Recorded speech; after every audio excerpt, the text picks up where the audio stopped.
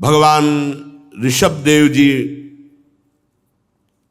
अपने ज्येष्ठ पुत्र श्री भरत जी महाराज को चक्रवर्ती सम्राट पर अभिषिक्त करके आप परमहंसों की चर्या को आचरण करके दिखा रहे हैं। समस्त कपड़े उतार दिए, नग्न हो गए, बाल बिखेर लिए, जडांद मूक बधिर पिशाचोन्मादक वदवधूत भेषो विभास्यमाणोऽपि जनानां गृहीत मौन व्रतस्तूष्णीं बभूव। जड़, अंधे, बहरे, गूंगे, पिशाच और पागलों की तरह हो गए और अब अपने नगर से बाहर निकल पड़े। दिगंबर, कोई वस्त्र नहीं, बाल बिखेर लिया, मानो कोई जड़ हो, अंधा हो, बहरा हो, गूंगा हो, पिशाचवत, पागलवत अपने अवधूत वृत्ति। तत्र तत्र पुरग्रामा कर खेट वाट खरवट शिविर ब्रज घोष सार्थ गिरिवनाश्रमादि स्वनुपथ मविन चरापसदै परिभूय मानो मक्षिकाभिरिव वन गजस्तर्जना दादन मेह नष्ठी वनाग्रवस कृद्रजहा प्रक्षेप पूतिवात दुरुक्तैस् तद विगणेन्नेवासत संस्थान एतस्मिन्। जब वो निकलते तो लोग उनको पागल समझ करके कोई ईंट मारता, कोई पेशाब कर देता, दुरुक्तई कोई गाली देता, कोई थूक देता, कोई ढेला मारता, कोई बिष्ठा, कोई पकड़ करके उनको उनके मुख के सामने अधोवायु छोड़ता। ये तिरस्कार कौन है? ये भगवान ऋषभ देव। ऐसा अवधूतों की स्थिति होती है, उस अवधूत परमहंस स्थिति का आचरण करके दिखा रहे। ये जो विरक्त हो करके मौन आश्रय लेकर के विचरण करते हैं, उनको ये प्रसाद जरूर मिलता है। अपने लोगों को मिला है प्रसाद। ये गाली मिलना, मार पिटाई मिलना, धक्का मारना, नाना प्रकार के कटु वचन कहना, कई दिन भूखे रहना, नाना प्रकार के क्लेश ये मिलते हैं। जरा भी इन बातों पर ध्यान ना देते हुए, ये शरीर असत्य है, जितनी चेष्टाएं हैं ये सब भ्रम है, किंचन मात्र शरीर में अहमता ममता नहीं। बस यही सूत्र काम करता है। भगवत प्राप्ति की योग्यता तभी आती है जब ऐसे अपमान हो, जब कुम्हार अपनी मटकी को सूर्य के ताप से तपा करके और आवे में जला करके पक्का करके बाजार में रखते ना, सिक्के से बजाई जाती है। अगर भन्न भन्न बोलने लगे तो समझ लो कहीं छेद है, कहीं एकदम टनाटन एकदम। तो इसमें बोल नहीं निकलते तो टनाटन। अगर भन मनाया तो अभी कीमत वाला नहीं है।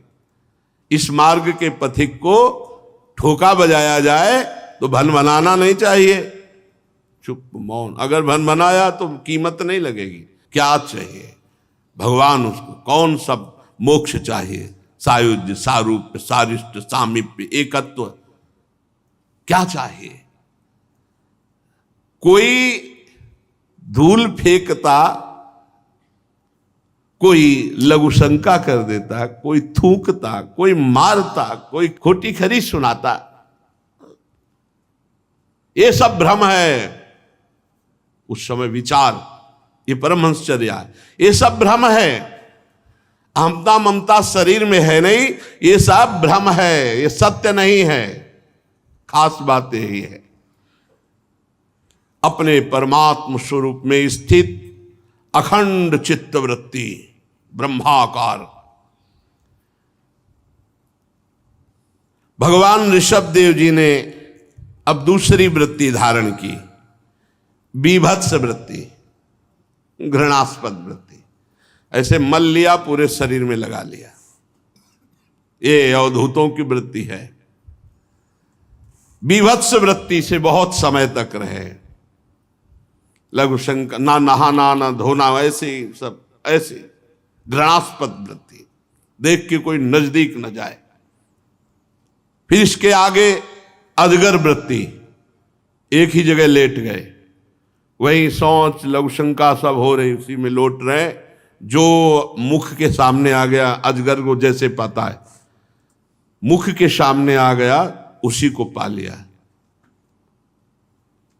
कई कई दिन भूखे रहना, कभी कोई प्रारब्धवशात शरीर से के प्रारब्ध से पीड़ित होकर कोई आहार आ गया तो पा लिया, अन्यथा नहीं। और वो भी लेटे लेटे ही खाना, वही मलमूत्र का त्याग करना, उसी के ऊपर लौटना, लेटे लेटे ही खाना।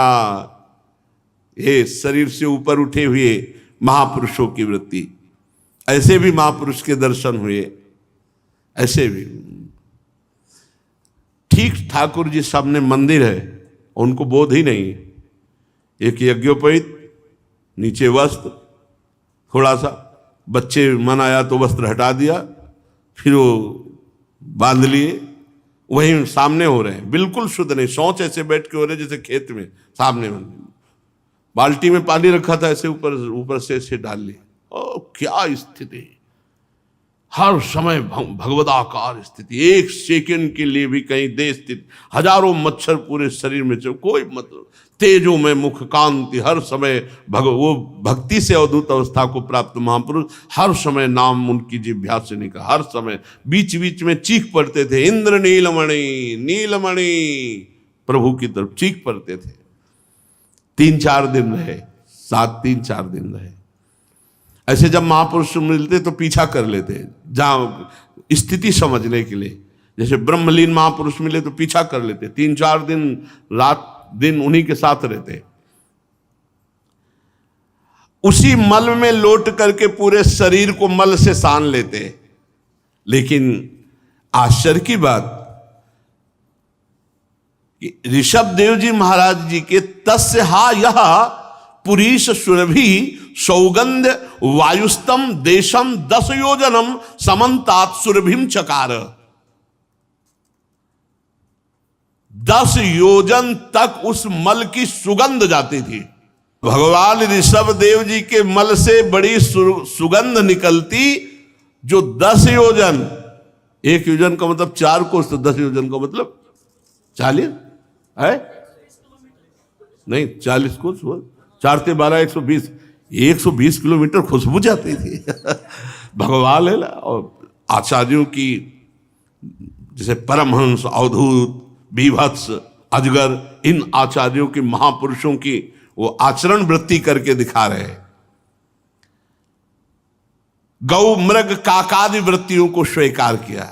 जैसे काफी समय तक धर्म सम्राट करपात्री जी ने केवल हाथ से जल पीना, हाथ में ही भोजन, हाथ में ही पाल। एक सन्यासी जी को देखा था, हाथ पीछे बांधवा ली थी।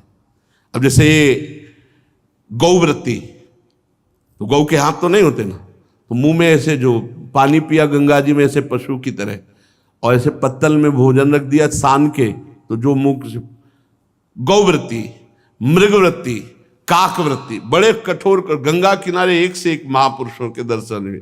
जब ये लगता कि हम ऐसे घूम रहे तपस्या में जीवंत, जब उनकी तपस्याएं देखते थे लगता कुछ नहीं है, हम जवान हैं, ये वयोवृद्ध हैं, कितनी कठोर तपस्या। तब और वैराग्य बढ़ता।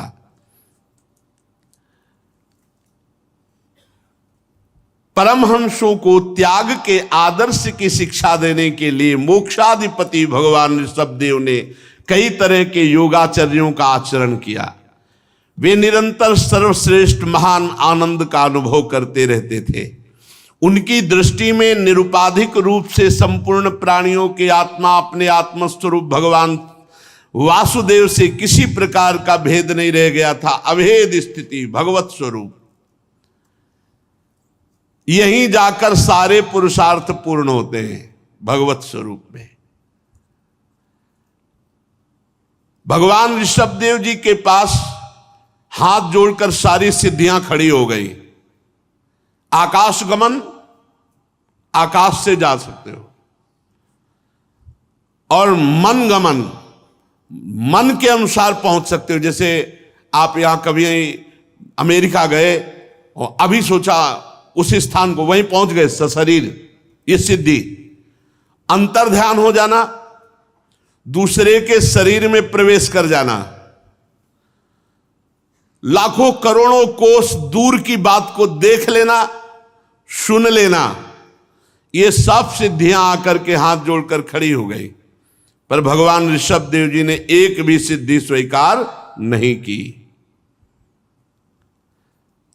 राजा परीक्षित ने पूछा, भगवान, योग रूपी वायु से प्रज्वलित हुई ज्ञानाक्ष से जिनके राग आदि कर्म दग्ध हो गए थे, यदि उनको ये अणिमादिक सिद्धियां आकर प्राप्त हुई तो उन्होंने स्वीकार क्यों नहीं किया? क्योंकि वो तो ब्रह्म स्वरूप में स्थित है, उनका सिद्धियां क्या बिगाड़ सकती थी? फिर ऋषभ भगवान ने इन सिद्धियों को क्यों स्वीकार नहीं किया? बहुत ध्यान देने का विषय। लोग इसी को सिद्धि मान लेते हैं भगवत मार्ग की। ये तो 5, 6, 7 सिद्धियों की बात वर्णन की, प्रधान 28 सिद्धियां हैं, और फिर सैकड़ों सिद्धियां हैं, और फिर करोड़ों सिद्धियां हैं। श्री राधा किंकरी नाम लुठत चरणों रद्भुता सिद्धि कोटि, करोड़ों सिद्धियां राधा दासियों के चरणों में लौटती रहती है, लेकिन वो स्वीकार नहीं करते। भगवान ऋषभदेव जी ने सिद्धियां क्यों नहीं स्वीकार की? उन सिद्धियों को स्वीकार नहीं किया जाता।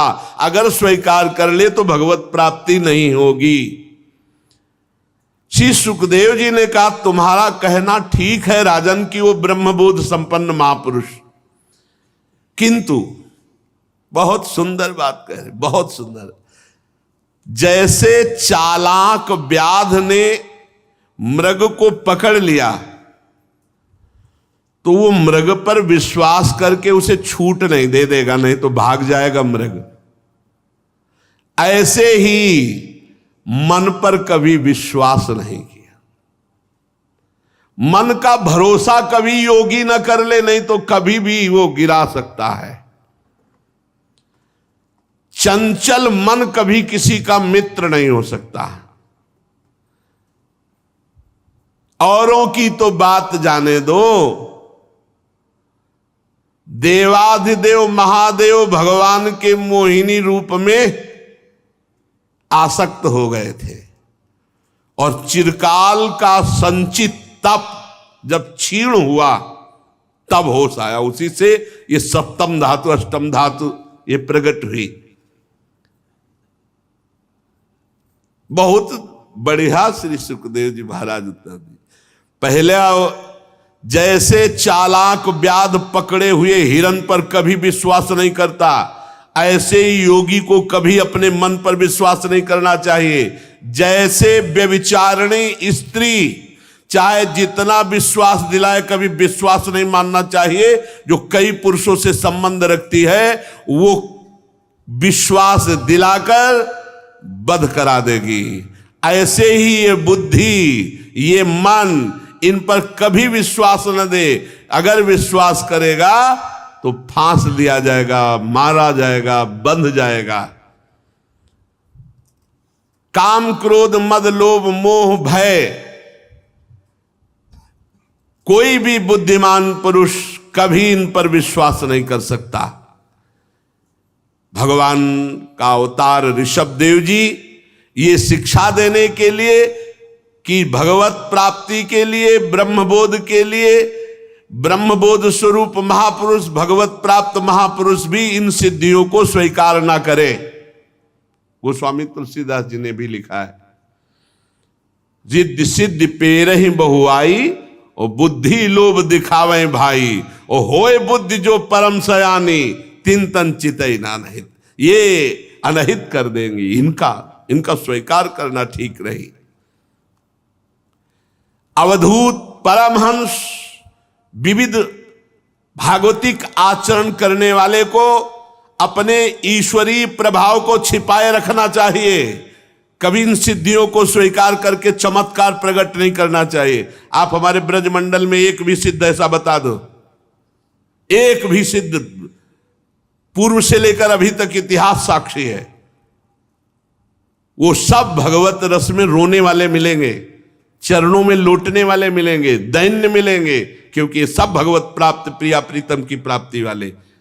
तुम्हारे मन की बात जानना, दूर के दृश्य को देख लेना, अंतर ध्यान हो जाना, ये सिद्धियां नहीं स्वीकार करते। ना ब्रह्मबोध संपन्न महापुरुष, ना भगवत प्रेमी जन। ये सिद्धियां जो स्वीकार कर ले, छोटी मोटी सिद्धियों की बात क्या, अनिमादिक सिद्धियां भी नहीं स्वीकार करते। भगवत प्राप्त या ब्रह्मबोध पुरुष को अपने ईश्वरीय प्रभाव को छिपाना चाहिए, रिद्धियों सिद्धियों को स्वीकार नहीं करना चाहिए। अपने ईश्वरीय प्रभाव को छुपाए किसी भी रिद्धि सिद्धि को स्वीकार न करे। अब ऋषभदेव भगवान योगी को देह त्याग की विधि सिखाने के लिए अपने शरीर को छोड़ना चाहा। अपने को परमात्मा में अभिन्न देखते हुए, देहाभिमान से मुक्त हुए, लिंग देह को ले करके एक पत्थर का टुकड़ा मुंह में डाला। अब न खाना है, न पीना है और न बोलना है। पत्थर का टुकड़ा मुख में डाला, बड़ा विचित्र ढंग से शरीर छोड़ा। उन्मत्त दिगंबर, और एक वन में घुस गए जहां बांसों की रगड़ से आग लगी हुई थी। धधकती हुई वन की आग में लाल लाल लपटें उठ रही थी। उसी में भगवान ऋषभदेव जी ने अपने शरीर को झोंक दिया। मुख में पत्थर का टुकड़ा, दिगंबर, और दावाग्नि में अपने शरीर को भस्म कर दिया। अंतिम समय ये ऐसे शरीर को पूरा किया। बड़ा विचित्र भगवान ऋषभदेव जी का ये अवधूतों की जो आखिरी स्थिति होती है, अंतिम स्थिति का। महाराज श्री सुखदेव जी परीक्षित जी से कहते हैं कि जब कलयुग में अधर्म की वृद्धि होगी तो कोंक वेंक और कुटक देश का मंदमती राजा अरहत वहां के लोगों से ऋषभदेव जी के आश्रमातीत आचरण का वृत्तांत सुनकर वो स्वधर्म का परित्याग करके पाखंड का प्रचार करने लगा। भाई ऋषभदेव जी भगवान की तो स्थिति थी, अब वो उनका नाटक करने लगा, तो नाटक तो पापाचरण हो गया, पाखंड हो गया। उससे कलयुग में जो मोहित लोग हैं वे शास्त्र विहित शौच और आचार को छोड़ देंगे। अधर्म बहुल कलयुग में बुद्धिहीन हो जाने के कारण स्नान न करना, आचमन न करना, जूठे मुंह रहना, अशुद्ध रहना, भगवान के भाव का तिरस्कार करना, श्री विग्रह की पूजा आदि का, पाखंड धर्मों को मानने वाले लोग मनमानी ढंग से आचरण करने लगेंगे। वो भगवान की और ब्रह्म ऋषियों की निंदा करने वाले होंगे। इसी से अवैदिक स्वेच्छागत प्रवृत्ति में अंध परंपरा से विश्वास रखने वाले लोगों की बहुतायत हो जाएगी और ये सब नरक को प्राप्त होंगे, घोर नरक में गिरेंगे। स्वयमेव प्रपतंती मत्स्यंधे, ये बुद्धि के अंधे जन शास्त्र विरुद्ध आचरण करके नरक में पड़ेंगे। कलयुग का प्रभाव, जूठे मुंह नहीं रहना चाहिए, कभी भी आचमन करके पवित्र रहना चाहिए, नहीं तो बुद्धि भ्रष्ट हो जाएगी। कल किसी ने प्रश्न किया था एकांतिक में कलयुग का, तो कहां कलयुग है? आप कभी शराब मत पीजिए, पर स्त्री गमन मत कीजिए, पर पुरुष गमन मत कीजिए, आप कभी किसी की चोरी मत कीजिए, आप मांस मत खाइए, आप झूठ मत बोलिए, आप पवित्र रहिए। कलयुग समयुग आन नहीं, जो नर कर विश्वास। कलयुग के समान कौन सा युग है? जय हो कलयुग की। ऐसा महान युग है जो 10-10 हजार वर्ष तपस्या करने से वो 24 घंटे नाम कीर्तन से प्राप्त हो जाए। वैसे तो त्रिकाल स्नान का आदेश है शास्त्र में, पर 2 बार स्नान तो करना चाहिए। 3 बार स्नान गुरु कृपा से पूरा जीवन होता जा रहा है। 3 बार स्नान। यहां इस समय जल्दी हो जाता है, गंगा किनारे एक 9 बजे होता था और एक 3 और 4 के बीच में होता था। 3 बार स्नान पूरा जीवन होता जा रहा है, तो 2 बार तो स्नान करना चाहिए। वैसे त्रिकाल स्नान करना, इससे बहुत, आप देखो जितना शरीर पवित्र रखोगे उतने आपके विचार पवित्र होंगे। कभी मुख जूठा नहीं रखना चाहिए। अगर आपने कुछ खाया है तो कुल्ला कीजिए, 3 बार आचमन कीजिए, राधा वल्लभ श्री हरिवंश, राधा वल्लभ श्री हरिवंश, राधा वल्लभ श्री हरिवंश। कपड़े अशुद्ध नहीं होने चाहिए। अब जो जिसमें शौच हुए हो उसी में बैठ के लोग शंका हो रहे हो तुम्हारे सारे कपड़े अशुद्ध हो गए कि नहीं हो गए। अब उसी में रसोई जाओगे, पूरा रसोई अशुद्ध, सब अशुद्ध। पवित्रता भगवान की तरफ ले जाती है, अपवित्रता भोगों की तरफ ले जाती है। लोग कलयुग में प्राय ऐसे ही होंगे। भगवान का ये अवतार मोक्ष मार्ग की शिक्षा देने वाले परमहंसों के लिए हुआ।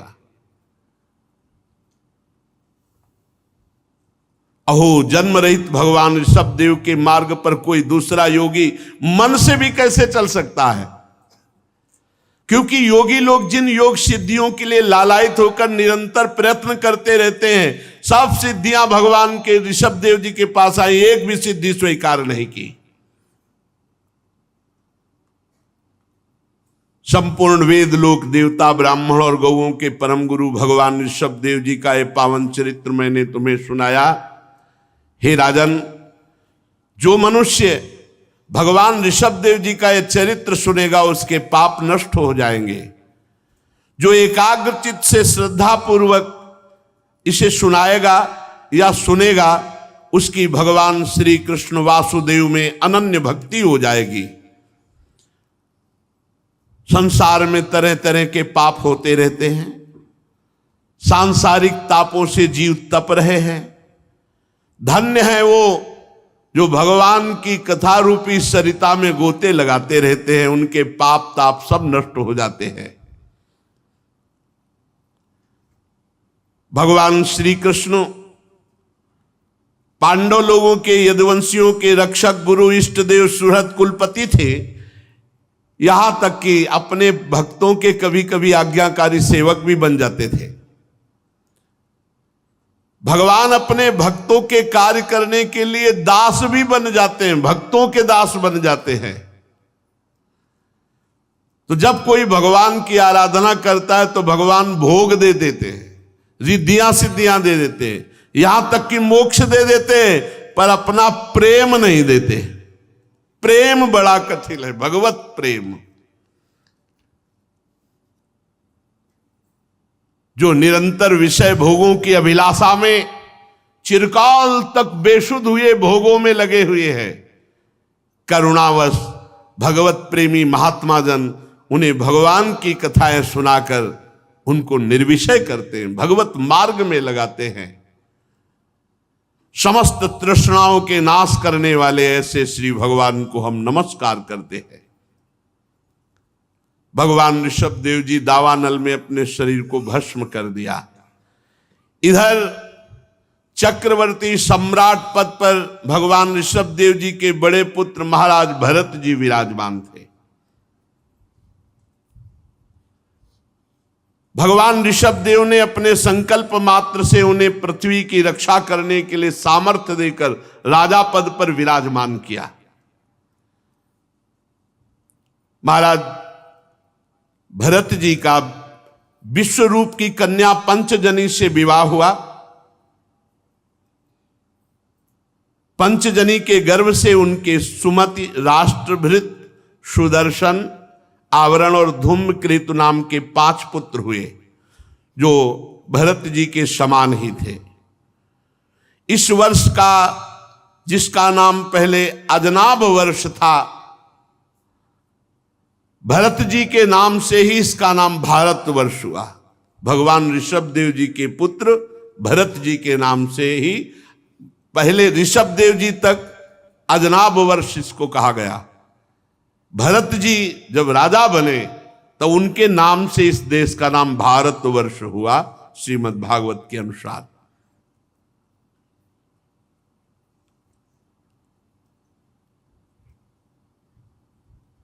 महाराज भरत जी तो स्वभाव से ही भगवत भजन परायण और बहुज्ञ, सब शास्त्रों का ज्ञान, राजनीति का ज्ञान। जैसे उनके पिता पितामह राज्य करे वैसे ही भरत जी राज्य किए। बड़े वात्सल्य भाव से दुलार करते हुए अपनी प्रजा का पालन किया और छोटी बड़ी बहुत सी यज्ञों का अनुष्ठान किया।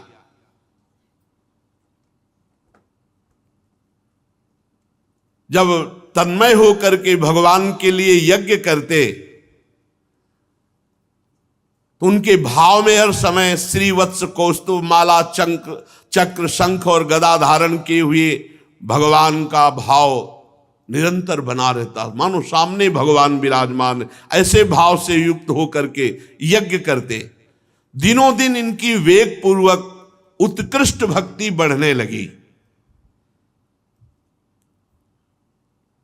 1 करोड़ वर्ष तक स्वस्थ रह करके राज्य शासन किया। 1 करोड़ वर्ष तक। अब मन में राज्य से उदासीनता बढ़ी, अब भगवान का भजन करें। वैसे तो यज्ञ आदि के द्वारा सब अपने जो पुत्र थे उनको यथा योग्य राज्य संपत्ति दे दी और आप निकल पड़े राजमहल से। पुलहाश्रम हरिहर क्षेत्र में आकर के भजन करने का दृढ़ निश्चय किया। वहां चक्र नदी है, गंडकी नदी, जिनमें शालिग्राम भगवान प्रकट होते हैं। ऊपर नीचे चक्र का चिन्ह होता है।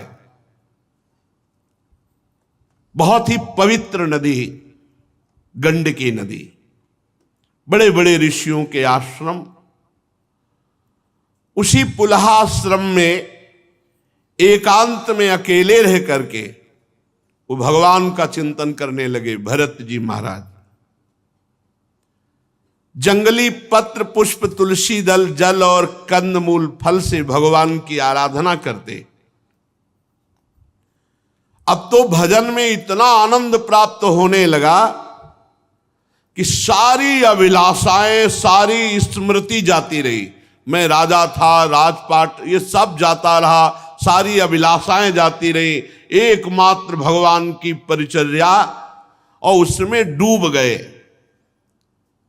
तयेथ मविरत पुरुष परिचर्या भगवती प्रवर्धमानानुराग भरद्रुत हृदय शैथिल्य प्रहर्ष वेगे नात्मन्युद्भिद्यमान रोम पुलक कुलक औत्कंठ्य प्रवत्त प्रणय वाष्प निरुद्धावलोकन नयन एवं निज रमणारुण चरणार विंदानुध्यान परिचित भक्ति योगे ने परिलुप्त परमह्लाद गंभीर हृदय ह्लाद। भगवान का चिंतन करते करते रोमांच हो गया, आंखों से अश्रु बह रहे, हृदय द्रवीभूत हो गया, दृष्टि स्तब्ध रुक गई। भगवान के श्री चरणों के ध्यान में ऐसी स्थिति भरत जी की, शरीर रोमांचित, आंखों से अश्रु बह रहे, एक काकार वृत्ति। देख लो माया कहां से घसीटती है। परमानंद की बाढ़, हृदय डूब रहा है। अब यह भी स्मरण नहीं कि भगवान की पूजा करनी, भगवान की स्मृति में डूबे हुए। इस प्रकार रोज गंडकी नदी में स्नान करना, शरीर पर कृष्ण मृगचर्म धारण करना और त्रिकाल 3 काल स्नान करना। 3 काल बहुत महिमा है। ऐसा नहीं है कि स्नान आदि व्यर्थ है, बहुत इसकी महिमा है। बड़ा पवित्र हृदय होता है, भगवत भजन में बहुत सहयोगी है। त्रिकाल स्नान करते, ये जरूरी है, बहुत जरूरी है ब्रह्मचर्य के लिए, हृदय पवित्र के लिए, भजन की गर्मी को शांत करने के लिए। त्रिकाल स्नान के कारण उनकी जो केश हैं वो जटाओं में परिणित हो गए। वो सूर्य मंडल में सूर्य संबंधी ऋचाओं द्वारा ज्योतिर्मय परम पुरुष भगवान श्री हरि की आराधना करते हुए इस प्रकार कहते, हे भगवान सूर्य, कर्म फलदायक तेज आपका प्रकट से परे है, संकल्प द्वारा इस जगत की उत्पत्ति की है, अंतर्यामी रूप से इसमें प्रविष्ट होकर चित्त शक्ति द्वारा विषय लोलुप जीवों की रक्षा करते हो। हम उसी बुद्धि प्रवर्तक तेज की शरण में हैं। भरत जी महाराज त्रिकाल स्नान करते, तो एक दिन स्नान करने के लिए गए, स्नान किया और नदी में हृदय तक खड़े होकर, छाती तक 3 मुहूर्त तक धारा में खड़े होकर जप करते। इसका विशेष प्रभाव होता है धारा में खड़े होकर जप करना। अब इतने गंगा जल में खड़े, झम झम गंगा जी की ऐसी धाराएं आवाज होती, कभी कछुआ ऐसे नोच लेता, फिर हिम्मत, धीरे धीरे हिम्मत बनती। आप खड़े भी नहीं हो सकते, रात्रि के 4 बजे अंधकार, आप खड़े भी नहीं हो सकते, क्योंकि वहां मुर्दा भी बह रहे हैं, वहां कछुआ भी है, वहां जीव जंतु भी है। ऐसे हिम्मत, बहुत हिम्मत की जरूरत है खड़े होकर गंगा जी में। यहां तक तो 3 मुहूर्त तक धारा में खड़े होकर भजन करते। इसी समय एक हरनी प्यास से व्याकुल हो जल पीने के लिए आई और वो गर्भवती थी। नदी के तीर पर जहां धारा में खड़े जप कर रहे थे, वहीं वो पीछे से जल पीने आई। अभी वो जल पी ही रही थी, बहुत भयंकर सिंह की दहाड़ सुनाई दी। और वो डरपोक स्वभाव भी होता है, और हरनी वो डर गई। और वो भीषण शब्द ऐसा लगा कि उसको लगा कि मेरे पीछे ही सिंह है। बड़ी ऊंची छलांग होती हिरन की। अब उसे लगा मेरे प्राणों पर बन आई, तो एकदम किनारे से छलांग मारी कि धारा को, गंडकी नदी की पार कर जाए। अब वो जो छलांग मारने की प्रक्रिया थी, उससे गर्भ योनि द्वार से निकल करके जल की धारा में गिरा। अब वो मृगी गर्भवती थी, तो छलांग मार के पार तो नहीं जा पाई, वो भी गिर गई, डरी हुई थी, वहीं मर गई। अब ये दृश्य भरत जी जप करते हुए देख रहे थे। उन्होंने देखा कि हरनी तो मर गई, कृष्ण सारस्वती निपपातात च ममार, जो इसकी मां थी वो तो मर गई, जो बच्चा था वो जल में प्रवाहित हुआ, दौड़ पड़े। राजर्षि भरत जी दौड़ पड़े मंत्र जब छोड़ करके, और दौड़ना ही चाहिए, और दयावश उसको गोद में उठा लिया, हिरन के बच्चे को, और अपनी कुटिया पे ले आए, जो फूस आदि की बनी होगी। छोटा बच्चा तो बड़ा अच्छा लगता है, फिर मृग का तो और। भरत जी को ऐसी शीतलता मिली, मानो जैसे राजपाट पुत्र सब छोड़ के आए थे, तो एक विरह होता है, वो जान नहीं पाए कि वो अभी विरह। कितनी ऊंची स्थिति का वर्णन किया है। भगवान के चरणारविंद के ध्यान में शरीर पुलकित, तो रोमांच, और ऐसी स्थिति कि अब क्या पूजा करनी ये भी सुध नहीं रह गई। अब उस बच्चे को रात दिन छाती से लगा के रखना और दुलार करना, बस 2-3 दिन में वो तो चलने तो 2-4 घंटे में लगता है, 2-3 दिन में तो छलांग मारने लगा। अब उसी के लिए हरी हरी घास बिन के लाना और छाती से लगाए हैं, गले में बैठा ले हैं, पुचकारते, चूमते, हृदय से लगाते। अब सब यम नियम पूजा छूट गई, भगवान का चिंतन छूटने लगा। ये खास बात। ऐसा विचार करने लगे, देखो काल चक्र का प्रभाव, ये अपनी मां से अलग होकर मेरी गोद में आ गया।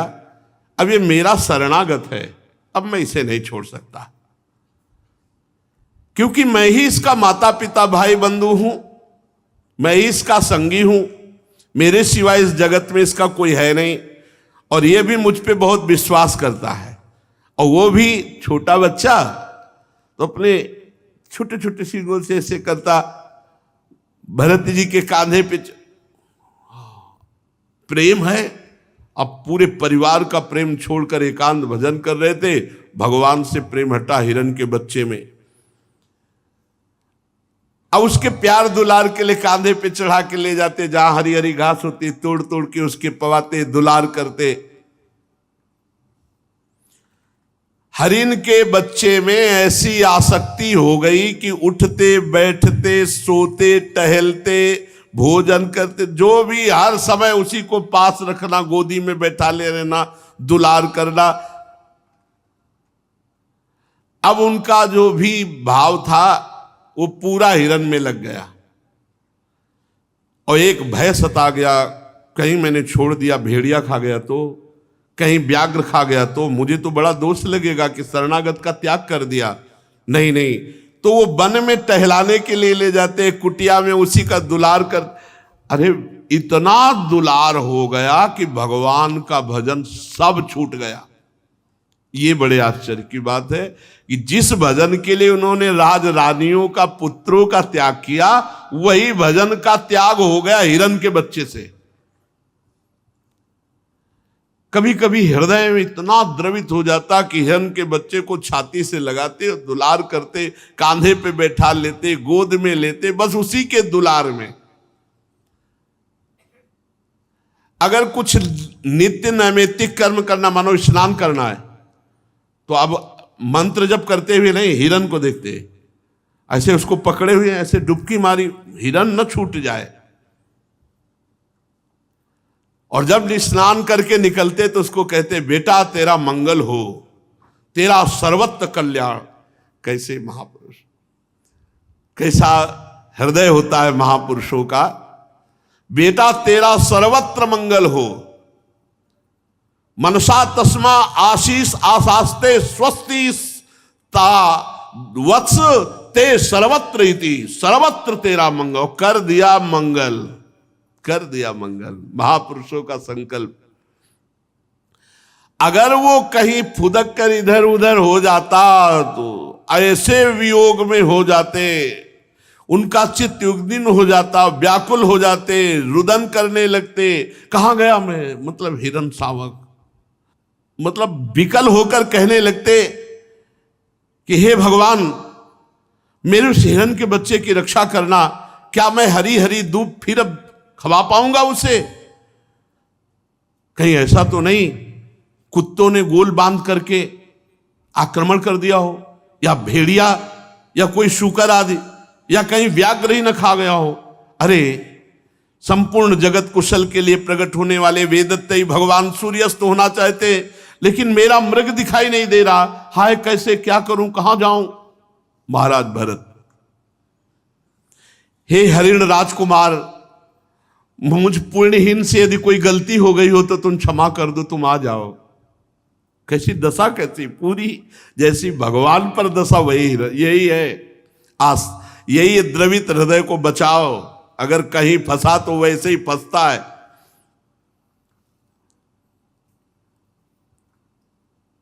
जब कभी मैं प्रणय कोप से खेल में झूठ मूठ समाधि करता भाव, तो अपने छोटे छोटे जल बिंदुओं के समान कोमल कोमल नन्हे सींगों से जब मेरे ऊपर ऐसे खुजलाता, कितना सुख मिलता।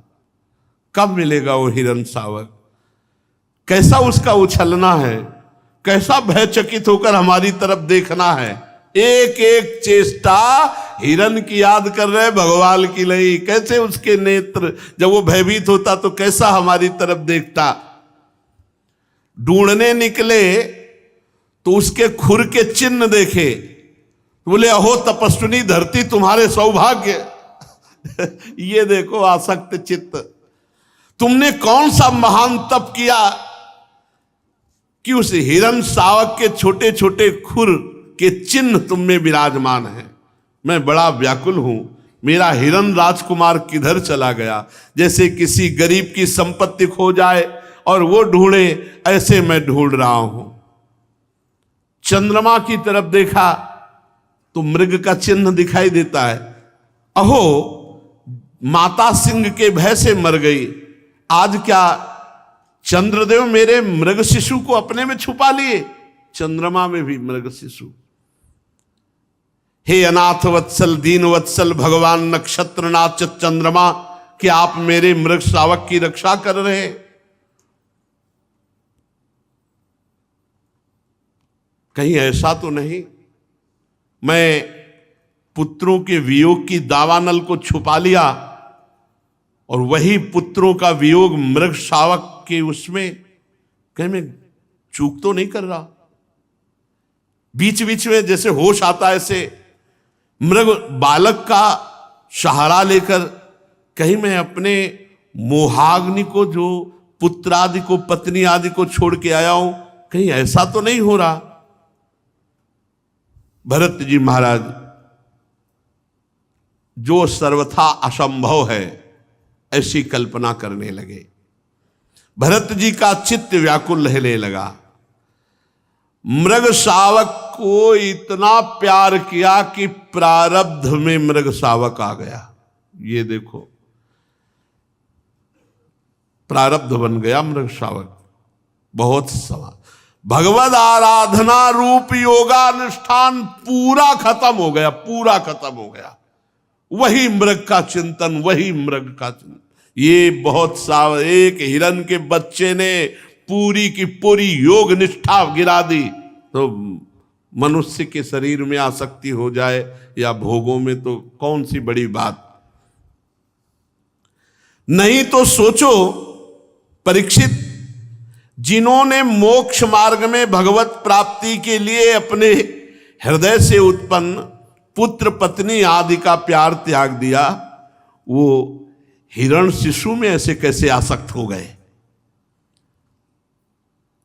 शब्द लिखा है, राजर्षि भरत हिरण रूपी विघ्न के वशीभूत होकर भगवद योग मार्ग से भ्रष्ट हो गए। भ्रष्ट हो गए, योग मार्ग से भ्रष्ट हो गए।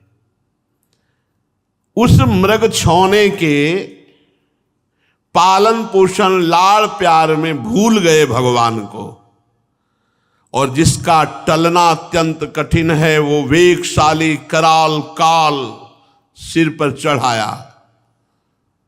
भरत जी की मृत्यु का समय आया और भगवान की लीला कि उस समय हिरण सिराने ही बैठा था, शोकातुर। भरत जी हिरण की तरफ देख रहे, चित्त पूरा हिरण में लगा है कि मेरे मरने के बाद इसका पालन कौन करेगा, इसको दुलार कौन करेगा। बस यही चिंतन होते शरीर छूट गया। अंत काल के अनुसार बिल्कुल साधारण पुरुष जैसी मृत्यु हुई भरत जी की। साधारण पुरुष जैसी, असाधारण महापुरुष की साधारण पुरुष जैसी मृत्यु हुई। शब्द लिखा है, तदानीमपि पार्श्ववर्तिन महात्मज मिवानु शोचंत मभिवीक्षमाणो मृग एवाभिनिवेशित मना।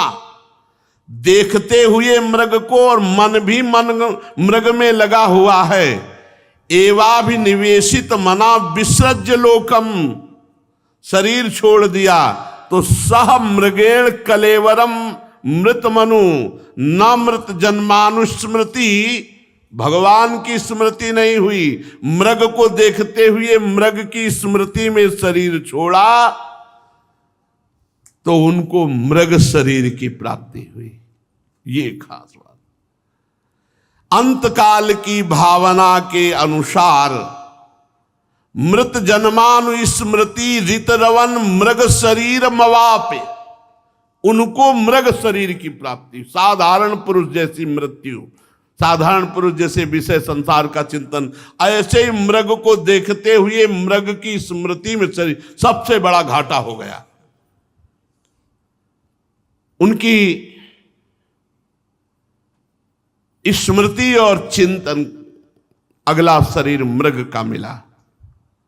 परंतु भगवान का भजन कभी व्यर्थ नहीं जाता, इसलिए उस योनि में उनको अपने पूर्व जन्म की याद रही कि मैं महाराज भरत एक मृग की आसक्ति के कारण मृग बना।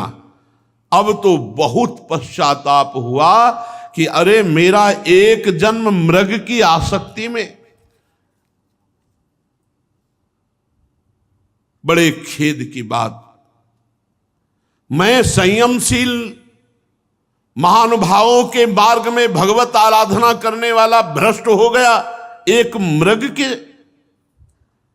मैंने धैर्य पूर्वक भगवान के लिए सारी आसक्ति छोड़कर एकांत में पवित्र भाव से भगवान के भजन का आश्रय लिया वन में, लेकिन मैं भगवान की आराधना से भ्रष्ट हो गया। मैं एक नन्हे से हरिण शिशु के पीछे अपने भगवान को भूल गया, लक्ष्य से च्युत हो गया। अब नहीं, राजर्षि भरत जी मृग के शरीर को भी गंडकी नदी में खड़ा करके भजन करते और हरी घास खाने में भी डरते कि कहीं आसक्ति ना हो जाए। काल की प्रतीक्षा करते रहे। कुछ समय बाद सूखे पत्ते खा करके गंडकी नदी में भजन करते हुए मृग का शरीर छूटा। प्रारब्ध